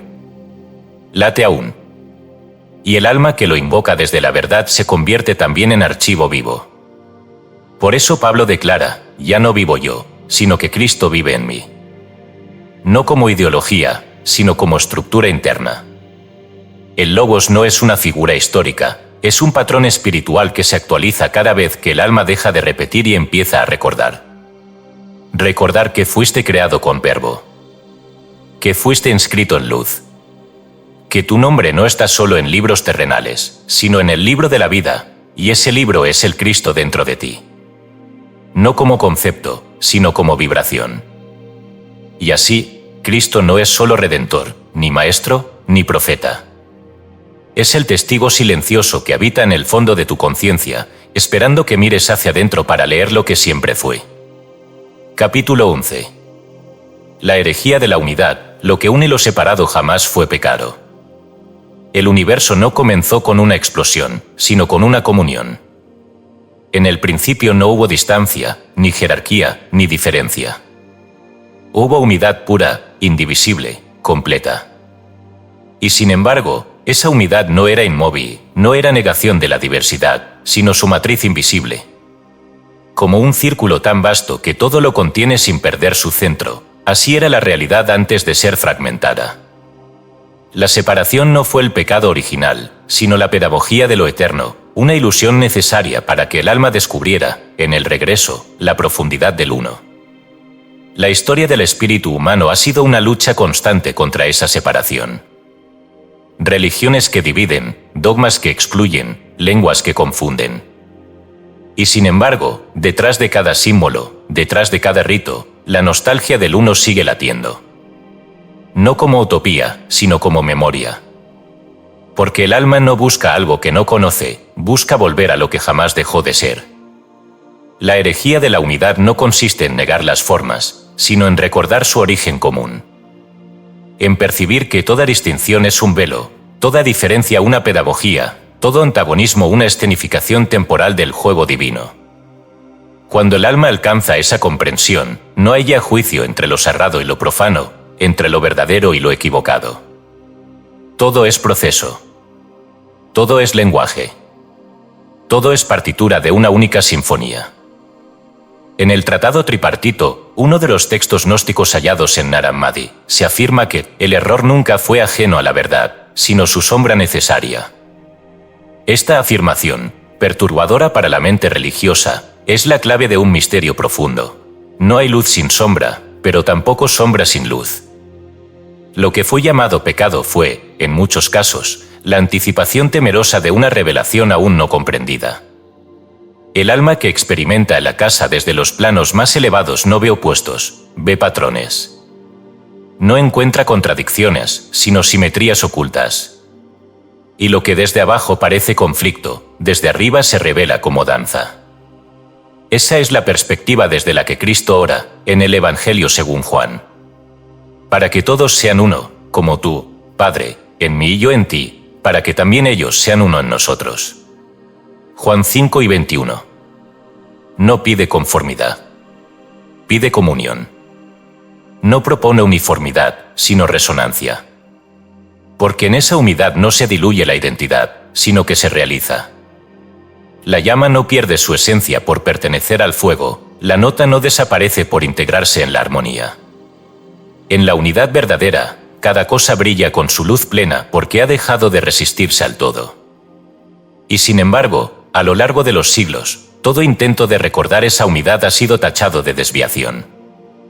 Quien hablaba de la divinidad interior era condenado como blasfemo. Quien afirmaba que el cielo y la tierra se tocaban era llamado pagano. Quien decía que el amor estaba por encima de la ley era crucificado. Así se construyó la historia de la espiritualidad humana, a través del castigo de quienes osaron recordar. Pero ¿puede ser pecado lo que restituye la unidad? ¿Puede ofender a Dios lo que le reconoce en todo? ¿Puede ser herejía el recordar que el alma no está separada del Creador, sino que vibra con su misma sustancia? El libro de los secretos de Enoc, un texto eslavo olvidado por siglos, narra cómo el patriarca es llevado a los cielos y allí oye una voz que le dice: «No temas lo que veas, pues todo lo creado fue hecho en uno, y todo lo que es, permanece en mí». Este testimonio, borrado de los cánones, nos muestra una revelación prohibida: la herejía es ilusoria, cuando nace de la unidad. Lo verdaderamente herético es negar la conexión, mutilar lo indivisible, construir muros entre lo humano y lo divino. La separación es el artificio. La unidad es lo real. El filósofo místico Giordano Bruno, quemado por la Inquisición, sostenía que la totalidad del universo está en cada cosa, y cada cosa está en la totalidad del universo. Esta visión, demasiado grande para su época, no fue una idea, fue una certeza vibratoria. Bruno no proponía una doctrina, sino una memoria. No enseñaba una nueva religión, sino que susurraba al oído de los que podían oír que todo está unido en lo invisible. Y en el Akasa, esa verdad es visible. El campo no distingue entre lo espiritual y lo material. No separa Oriente y Occidente. No registra religiones, sino frecuencias. Lo que emite armonía queda impreso como luz. Lo que emite división deja una sombra. Pero ninguna sombra es definitiva, porque todo rastro en el campo puede ser transformado desde el corazón. La unidad, entonces, no es una doctrina. Es una resonancia. No se enseña, se contagia. Y el alma que ha recordado ese estado se convierte en fuego viviente, en centro silencioso desde donde toda dualidad se disuelve. Ese es el secreto de los grandes místicos: no han superado el mundo, lo han abrazado desde su núcleo. En la doctrina secreta, Elena Blavatsky escribió que no hay religión superior a la verdad. Y esa verdad no es una proposición, sino una vibración. No es un argumento, sino una revelación que ocurre cuando los velos caen. Y cuando caen, lo único que queda es el uno. El nombre sin letra, el espacio sin frontera, la mirada sin juicio. La herejía de la unidad no destruye la fe, la transfigura. No niega a Cristo, lo amplifica más allá del dogma. No borra a Moisés, lo libera del monte y lo inscribe en cada monte interior. No niega la historia, la convierte en espiral. Todo lo que ha sido rechazado, desterrado, condenado, se transforma en la luz de esta unidad, en parte del tejido divino. No como error, sino como camino. Y entonces, el alma comprende que lo que une jamás fue pecado. Que la culpa fue el disfraz del miedo. Que la división fue el velo que permitió la búsqueda. Y que la búsqueda, en su más alto punto, se disuelve en lo hallado. Porque nunca hubo un otro. Nunca hubo afuera. Nunca hubo una distancia. Solo un latido, expandiéndose en infinitas formas para finalmente reconocerse en todas. Ese reconocimiento, susurrado desde lo más alto del campo acásico, no necesita justificación, ni defensa, ni argumento. Solo una certeza firme que arde sin voz: la herejía fue la unidad. Y la unidad, el secreto prohibido que siempre fuiste. Capítulo 12. La memoria del agua y el aliento, el alma como espejo de la casa. Toda memoria auténtica está hecha de lo invisible, y sin embargo se refleja en lo más tangible. Si hay un espejo en la tierra capaz de contener lo eterno, ese espejo es el agua. Y si hay un soplo que, al rozarlo, lo convierte en palabra, ese soplo es el aliento. Ambos, agua y aliento no solo son elementos simbólicos. Son vehículos cerrados de inscripción, portadores del archivo viviente. Son las primeras bibliotecas del mundo, los primeros códices del alma. Son a casa en movimiento. Desde la aurora de la creación, el agua ha sido el medio en el que Dios ha escrito antes de escribir con letras. En Génesis 1, 2, antes de que la luz fuera, el Espíritu de Dios flotaba sobre las aguas. No como preludio, sino como primer acto de vibración. El Espíritu no dictaba, vibraba sobre el campo líquido donde toda memoria estaba latente. Las aguas, entonces, no eran caos, eran sustancia sensible al logos. El archivo esperaba su lectura. En la mística hebrea, el agua es llamada Mayin, un nombre compuesto por la letra Mem al principio y al final, que en gematría alude a la matriz, al secreto escondido. El agua, en este sentido, es la matriz de la palabra, el espejo de la intención divina. Por eso no sorprende que los rituales de purificación, tanto judíos como cristianos, orientales como africanos, recurran al agua no como símbolo vacío, sino como medio literal de restauración del recuerdo original. Pero el agua no recuerda como lo hace la mente. No acumula, no repite. Refleja, y al reflejar, transcribe. Cada emoción que tocó el cuerpo ha tocado también las aguas que lo componen. Cada pensamiento ha dejado una vibración en la sangre, en las lágrimas, en el sudor. Somos escritura líquida. Escritura que vibra. Masaru Emoto, con su controvertida pero poderosa investigación, mostró cómo la estructura del agua respondía a palabras, emociones, música. Aunque el mundo académico no le dio asiento, el alma reconoció su verdad sin pedir permiso. Porque no era una teoría, era un eco. Si el agua que recibe una palabra amorosa cristaliza en formas de belleza, ¿qué no hará el alma? ¿Qué es agua consciente y aliento divino? Y aquí aparece el segundo espejo, el aliento. En hebreo, la palabra para alma es nesama, derivada de nesima, que significa aliento. El aliento no es solo una función biológica. Es el puente entre el cuerpo y el espíritu. Es la primera acción del hombre en el Edén, y será la última al partir. En él entra la vida, y en él se va la memoria. Porque no respiramos solo oxígeno, respiramos memoria ancestral, huellas del mundo que fue, suspiros de los que nos antecedieron. Cuando Dios formó al hombre, según Génesis 2, 7, no lo hizo completo con tierra, sino soplándole el aliento de vida. Ese soplo fue la primera inscripción. No un mandato, sino un archivo. Con él, entró en el hombre el eco de la casa, el testimonio de los mundos anteriores, de los caminos no recorridos, de las posibilidades no manifestadas. Respirar, desde entonces, es leer. El aliento no solo sostiene la vida, traduce la luz en vibración sonora. Cuando se pronuncia una palabra verdadera, es el aliento quien la convierte en cuerpo. Por eso los antiguos sabios no separaban oración de respiración. El nombre, en sus formas más sagradas, no podía pronunciarse sin ese flujo. El yo de Babé, según algunas tradiciones, imita el sonido mismo del aliento. El nombre de Dios, entonces, no es una palabra, es un ritmo. Un pulso. Una exhalación que recuerda. La unión del agua y el aliento, de la memoria líquida y el soplo viviente, constituye el secreto del alma como espejo de la casa. No necesitamos subir a los cielos para leer lo eterno. Basta con mirar el agua en reposo y escuchar el ritmo del propio pecho. Allí está todo lo que hemos sido. Todo lo que el alma ha guardado, incluso sin comprenderlo. Todo lo que no pudo ser expresado, pero fue inscrito con el temblor de una lágrima o el suspiro de una pérdida.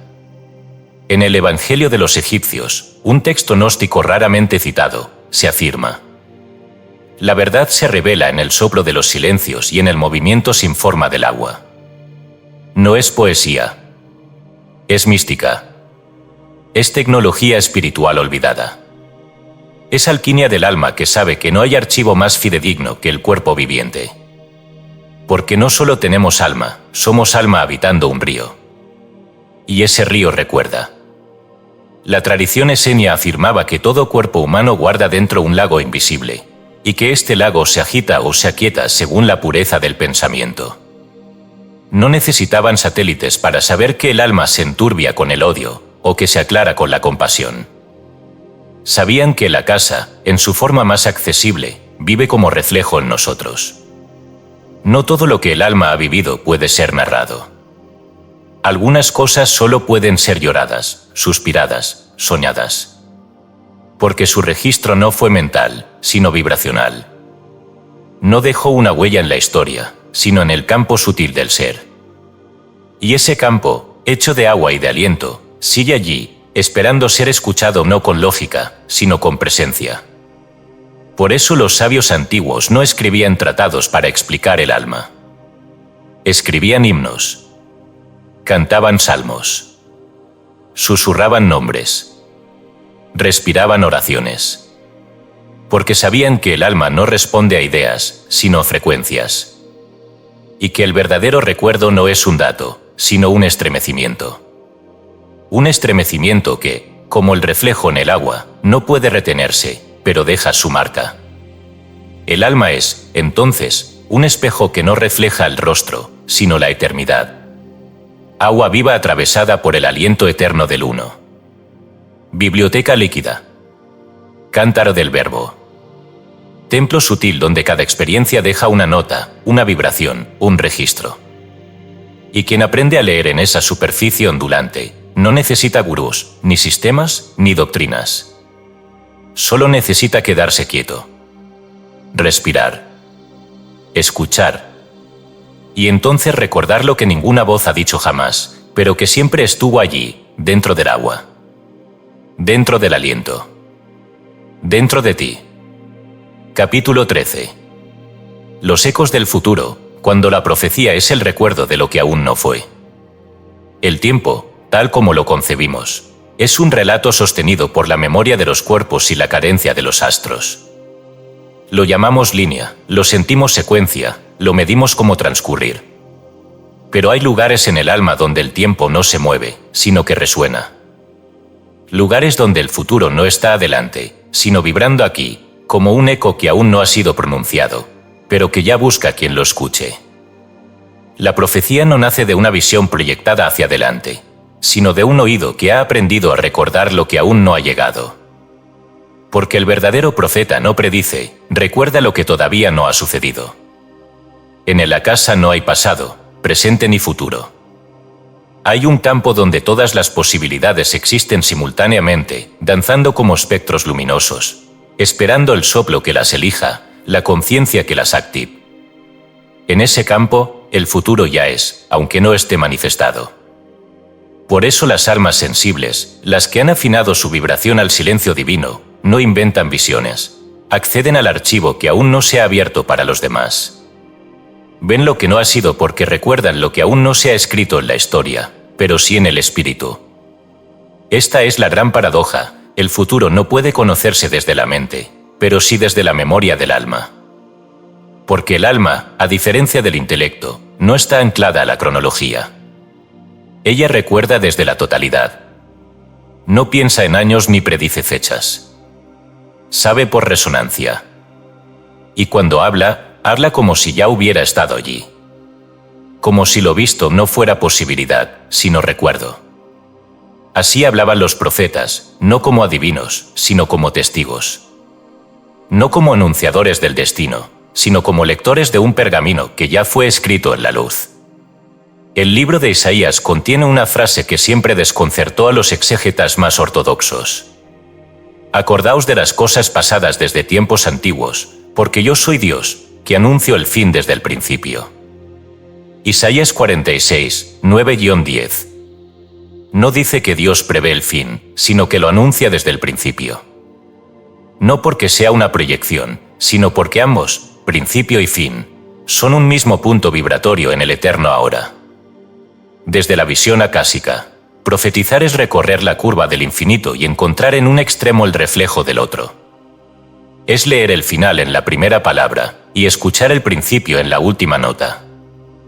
Los sabios del Zohar lo insinuaban cuando afirmaban que la Torá debía leerse no como un relato lineal, sino como un holograma sagrado, donde cada letra contenía todas las demás. Desde esa perspectiva, la historia no se desarrolla, se despliega. Y lo que llamamos profecía no es una mirada al futuro, sino una activación del recuerdo total que siempre estuvo presente. El alma que ha vivido muchas veces, como enseñaban los maestros del Gilgul, la rueda de las encarnaciones, no solo recuerda sus vidas anteriores, sino que en ciertos estados alcanza a resonar con sus vidas futuras. No porque estén determinadas, sino porque el patrón esencial que las sostiene ya existe en una frecuencia más alta. Así como el roble está contenido en la semilla, el futuro está contenido en el alma. Y cuando se afina lo suficiente, se escucha. Jacob Boehme hablaba del centro del misterio, ese punto interior donde todas las cosas están conectadas fuera del tiempo. Desde allí, decía, el alma puede ver no con ojos, sino con ser. Esa visión no produce certidumbre mental, sino eco interior. Es el eco de lo que aún no ha sido vivido, pero que ya llama, ya pulsa, ya se insinúa como si el mañana fuera una palabra que el alma está a punto de recordar. En el Evangelio de María Magdalena, uno de los textos más vetados por la tradición eclesiástica, el Cristo resucitado dice a sus discípulos: «No impongáis ninguna ley, aparte de aquella que he visto en el interior del tiempo». No se refiere a un tiempo cronológico, sino a un tiempo vivo, circular, vibrante, donde la ley no se impone desde fuera, sino que se recuerda desde dentro. Esa ley del interior del tiempo es la misma que sustenta las verdaderas profecías, una inscripción silenciosa que el alma encuentra cuando se alinea con su origen. Pero no toda profecía es visiblemente espectacular. Muchas veces, lo profético se manifiesta como una certeza sin causa, una decisión tomada antes de ser pensada, una frase pronunciada con naturalidad que, años después, se revela como cumplimiento. Porque el alma sabe más de lo que la mente le permite decir. Y cuando habla desde la casa, no necesita explicar. Solo deja caer la semilla en el campo vibratorio del mundo. El tiempo hará el resto. Hay quienes confunden esta verdad con fatalismo, con un destino inevitable. Pero el acaso no es determinismo, es diseño. El futuro no está escrito como un guión, sino como una sinfonía de posibilidades donde cada alma puede afinar su propia melodía. El profeta no dice lo que será, sino lo que vibra con mayor intensidad en el campo. Si no se lo escucha, puede desvanecerse. Si se le da espacio, puede encarnarse.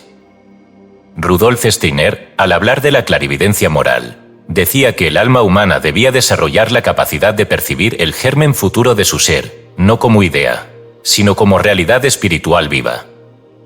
Es decir, debía recordar lo que aún no había vivido, pero que ya estaba contenido en su estructura eterna. No como un recuerdo mental, sino como una vibración que llama desde el porvenir. El futuro, entonces, no es un punto hacia el que caminamos, sino una memoria que se despliega a medida que volvemos al centro. Y el centro no está en ninguna parte del tiempo, sino fuera de él.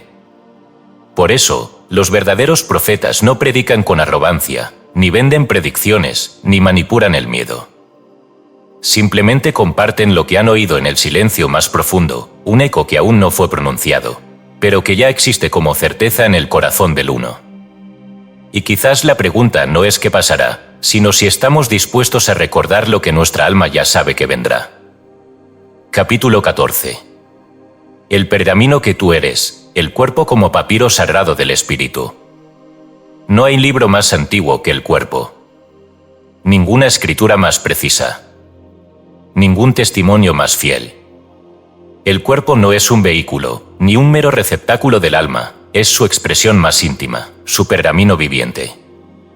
Cada pliegue de la piel, cada curva del hueso, cada impulso nervioso, cada molécula es una letra escrita por el espíritu con fuego invisible. Leer el cuerpo es leer al espíritu que lo anima. Comprenderlo es empezar a recordar no solo lo que se ha vivido, sino lo que se es. Desde el principio, lo sagrado no fue depositado en templos ni encerrado en ídolos. Fue sembrado en la carne. No como castigo, sino como revelación. El libro más importante jamás escrito no se encuentra en una biblioteca ni se oculta en un códice olvidado. Camina, respira, sueña, siente, eres tú.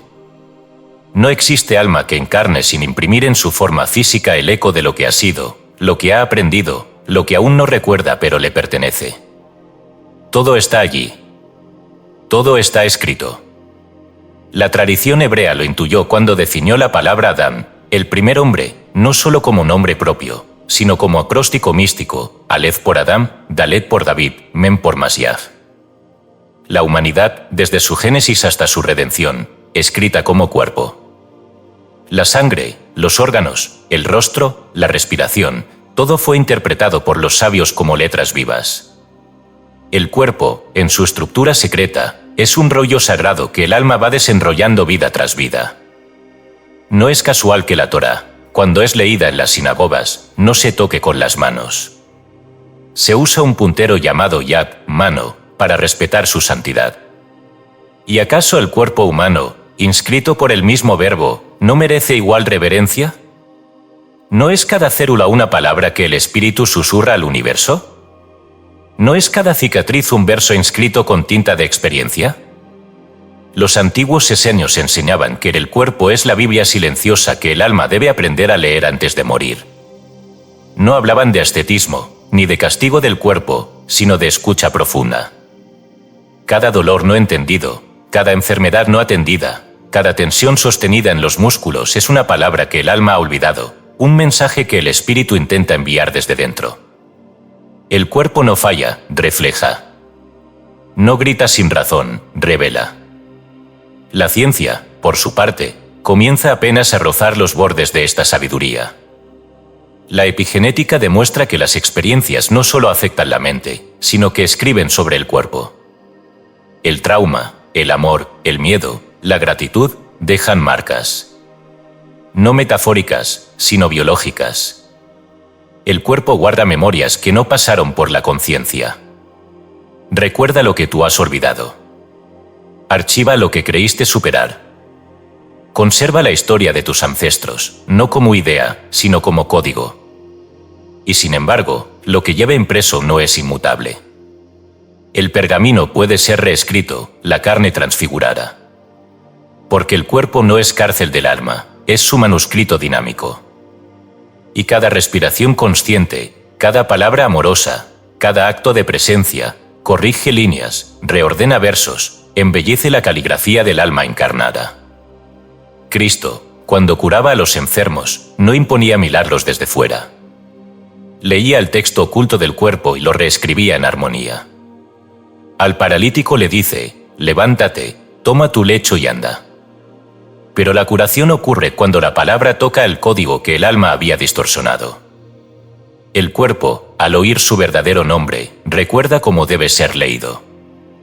En el Zohar, se afirma que los huesos cuentan los secretos que el alma no puede pronunciar. Y no es solo poesía.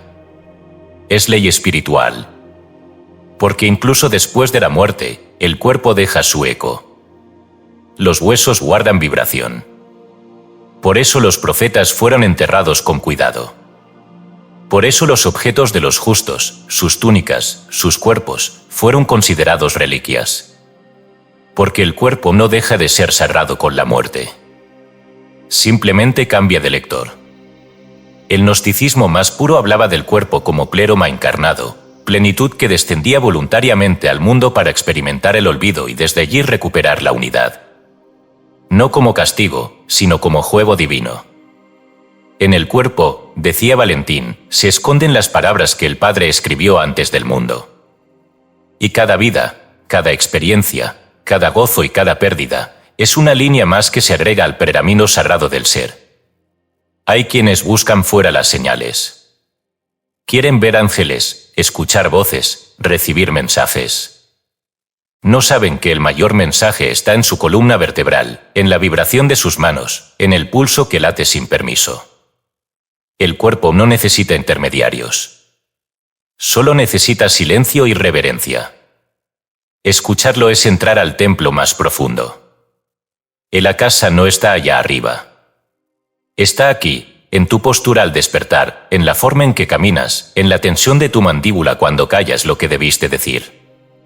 Está en la enfermedad que llegó como una palabra urgente. En la sanación que sucedió sin explicación. Está en ti, como tú. Porque tú no solo tienes un cuerpo. Tú eres el pergamino donde Dios escribe a diario. Eres papiro viviente. Escritura encarnada. Testimonio silencioso del Espíritu haciéndose carne, no una vez, sino en cada instante. No hay hoja más sagrada que tu piel. No hay escritura más reveladora que tu presencia. Y cuando logres leer lo que está inscrito en ti sin temor, sin juicio, sin rechazo, habrás recordado el secreto que los libros no pueden contener, que el Espíritu no se escribe fuera, sino dentro. Y que tú, entero, eres su palabra más luminosa. Capítulo 15. La reconciliación del todo, cuando el archivo se abre dentro de ti. Hay un momento en la historia del alma en el que ya no se busca, ni se escarba, ni se pregunta.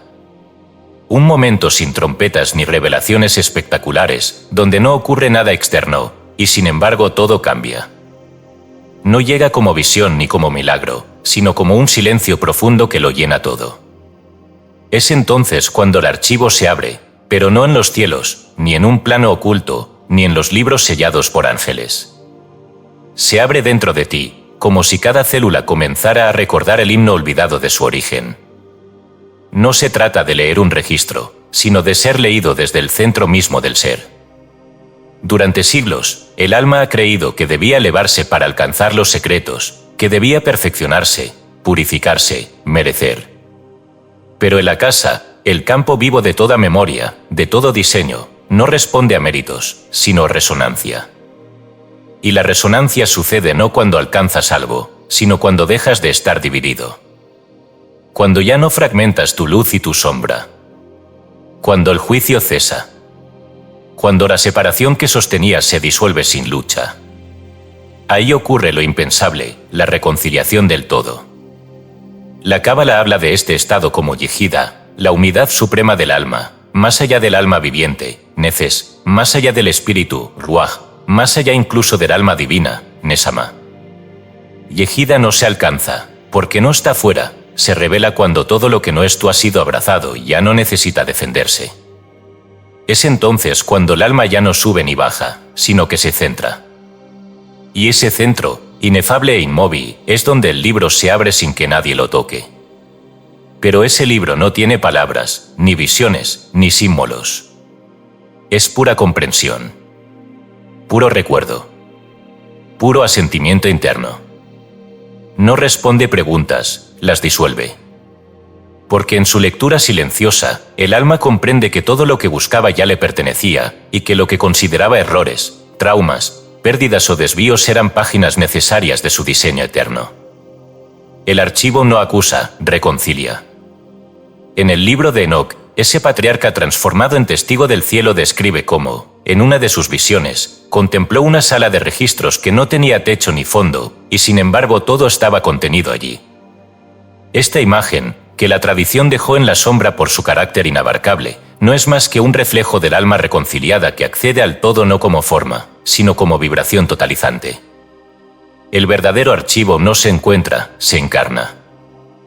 Y cuando esto sucede, no hay exaltación.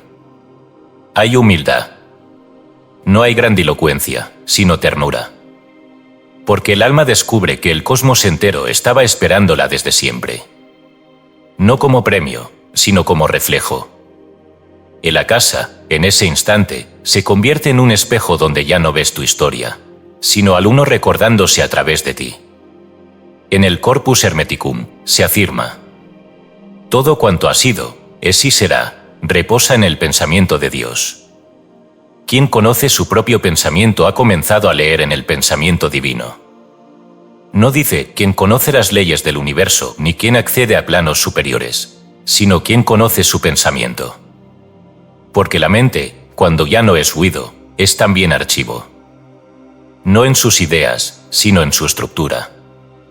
La conciencia que ha dejado de juzgarse, que ha dejado de dividirse, que ha dejado de rechazarse, se vuelve campo fértil para que el libro se despliegue. Y allí ocurre la mayor de las reconciliaciones, la del alma con su propia sombra. Porque todo lo que ha sido negado, el error, el dolor, la caída, se convierte ahora en palabra luminosa dentro del relato. No porque el mal se haya vuelto bien, sino porque ha sido comprendido en su función. Como dijo el maestro Sufiín Arabi, el infierno no es más que el lugar donde la verdad aún no ha sido abrazada como parte del uno. El archivo no separa el bien del mal, lo reintegra. No borra el pasado, lo transfigura. No crea un nuevo destino, revela el que ya estaba escrito más allá del tiempo, cuando aún no había nombres, ni formas, ni miedo. Esta reconciliación no puede ser enseñada, ni transmitida, ni descrita. Solo puede ser vivida. Y cuando sucede, no hay necesidad de más pruebas, ni más caminos, ni más maestros. Porque el maestro se vuelve interno. El camino, inmediato. Y la prueba, innecesaria. Entonces, uno puede caminar en este mundo sabiendo que cada paso es una línea escrita, que cada gesto deja una huella luminosa, y que cada respiración es lectura sagrada del ser. Ya no se busca abrir el registro, se vive desde él. No se consulta el archivo, se camina como archivo viviente. Y el alma se convierte, finalmente, en puente entre la luz y la forma, entre lo eterno y lo humano, entre Dios y su propio reflejo. No queda nada por decir. Solo queda vivir como si cada instante fuera una sílaba del verbo eterno. Como si cada mirada fuese la firma de lo divino, la página sagrada del mundo. Porque lo es. Nada se ha perdido, todo ha sido escrito para que lo recuerdes. Este no ha sido un libro de ideas, ni un tratado espiritual, ni un intento de organizar lo inconmensurable. Ha sido un acto de memoria. Una caminata cerrada por los pasajes olvidados del alma. Una exploración del eco más antiguo que aún resuena en el fondo de tu silencio. No buscó explicarte los registros acásicos, ni probar su existencia, ni convencerte de verdades ajenas. Este libro te ha llamado a recordar lo que ya sabías antes del lenguaje, antes de la forma, antes del olvido. Nada se ha perdido. Aunque lo hayas sentido. Aunque hayas jurado que algo en ti se quebró sin remedio, que una parte quedó atrás, que ciertos errores eran irreversibles, que ciertas heridas eran finales. Aunque hayas pensado que la distancia entre lo que eres y lo que soñaste era ya imposible de cruzar, nada se ha perdido. Todo ha sido guardado en el registro, no como castigo, sino como fuego dormido. Porque la casa no archiva tus errores para acusarte, sino para recordarte cómo transformar cada sombra en luz consciente. Todo ha sido escrito. Pero no como una historia ya cerrada. Ha sido escrito como música, como una partitura abierta, viva, que espera tu interpretación. En ella hay acordes aún no tocados, versos aún no pronunciados, capítulos aún no activados. El registro no te encierra, te contiene. Es un mapa multidimensional de todo lo que eres, fuiste y puedes ser. Y ese mapa no está afuera. Está en tus huesos, en tu sangre, en tus sueños, en tus lágrimas, en tus intuiciones inexplicables. Está en ti. Y ha sido escrito para que lo recuerdes. No con la mente, sino con el alma. No con lógica, sino con presencia. No con ansiedad de saber, sino con reverencia de ser. Cada instante de tu vida es un acceso posible. Cada encuentro, cada desafío, cada acto de amor o de miedo, cada silencio en mitad del caos, todos son llaves que abren las páginas internas del archivo. No necesitas gurús, ni sistemas complicados, ni técnicas secretas. Lo que necesitas es habitarte con autenticidad. Porque cuando estás presente con totalidad, cuando ya no huyes de ti ni te fragmentas en 1000 versiones para agradar o escapar, el registro se despliega. Y no lo hace como espectáculo, sino como certeza. No te muestra escenas, te devuelve visión. No te dice quién fuiste, te revela que siempre fuiste más de lo que recordabas. Nada de lo que has vivido ha sido en vano. Nada ha caído en el vacío. El sufrimiento, incluso aquel que no entiendes, ha sido un trazo en tu pergamino sagrado. Y no te define por el dolor, sino por la alquimia que eres capaz de hacer con él. Si has amado, aunque haya dolido, si has buscado, aunque no hayas hallado, si has caído, pero aún respiras, entonces el registro sigue abierto. No como juicio, sino como promesa. Recuerda esto, no fuiste olvidado.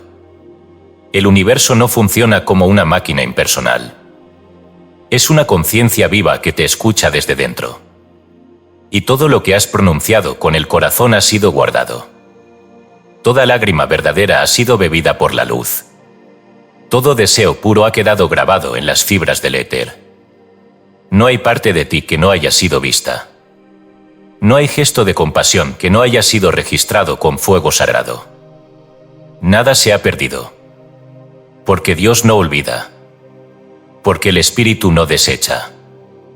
Porque la fuente no maldice sus propias aguas. El olvido es nuestro, sí. Pero el recuerdo es inevitable. Porque lo que es verdadero siempre regresa. Y tú eres verdadero. Por eso, cuando leas este último párrafo, cierra los ojos. Respira profundo. No para retener lo leído, sino para escuchar lo que no fue escrito. Porque entre cada palabra de este libro hay espacios. Y en esos espacios, la voz que te conoce desde antes del tiempo está susurrando tu nombre. Y si aprendes a oírlo, no necesitarás más libros, ni más preguntas, ni más pruebas. Solo sabrás. Y el saber te bastará. Porque nada se ha perdido. Porque todo ha sido escrito. Y porque ya estás recordando.